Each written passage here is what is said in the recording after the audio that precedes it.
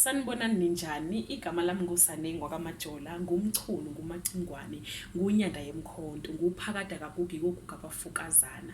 Umacingwane uthola insonyama ubheke ngonyameni, indaba ezitha. Imina ke lobo. Namhlanje ke guys, ninjani niyaphila? Ya guys, sikreza kogwansile ke namhlanje ke sikreza embeleni ogwansile. Okay ke.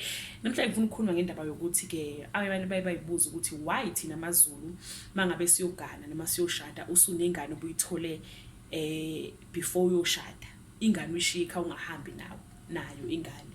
Ke ngesizulu ke guys, we are very concerned ngendaba yobuhlobo.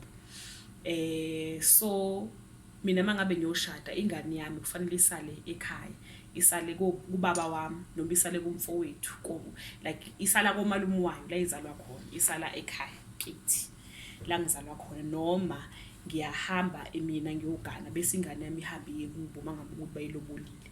Ngenxa yokuthi ke ngokwesizulu we are very concerned indaba yobuhlobo.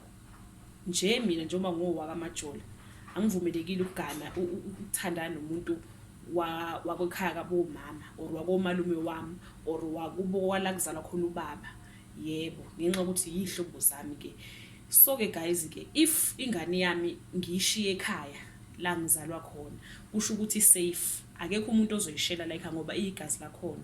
If isala kubo nakhona futhi iphephile ngenxa ukuthi eyakhona nezihlobo zakhona ziyihlobo zayo, nezakithi ihlobo zayo ihlobo zakithi ziyihlobo zomntanami. So ingakho bethi ke kufanele ukuthi asale ekhaya ku la kuzalwa khona unina.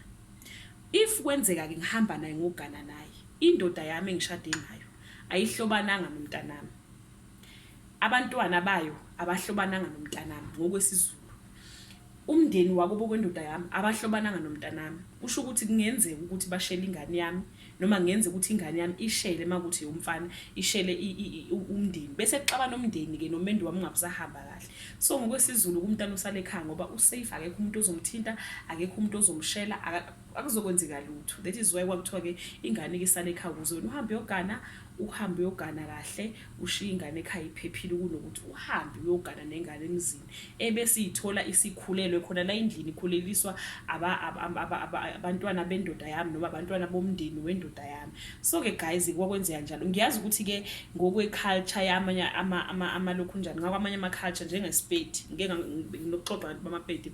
So bathi ke bona ke uyakwazi ukuthi ushade nomzala wakho ngoba bathi ke inkomo it like ba protect inkomo ukuthi ke inkomo zethu ayiphumi ngaphandle.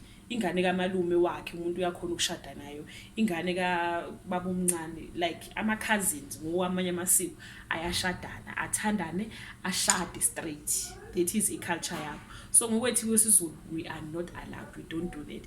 And kwamanye ama culture if umuntu eyoshada, let's say unengane mhlawumbe ezu3 or ezu2, uhamba nezingane zakhe, indoda lekulobula nabantwana bakho bakwenye indoda, bahamba abantwana bokhulela kwesinye isibongo komunye umuzi kwenye culture yakomunye umuzi. But ngokwesizulu guys we are not allowed, we don't do that. Guys, till we meet again, I love you so much. Thank you so much for watching this channel. I know ukuthi ke isizulu siya kancane siphela. So yeah guys, if na kukhona okunye okwaziyo you can share on the comments below. Bye.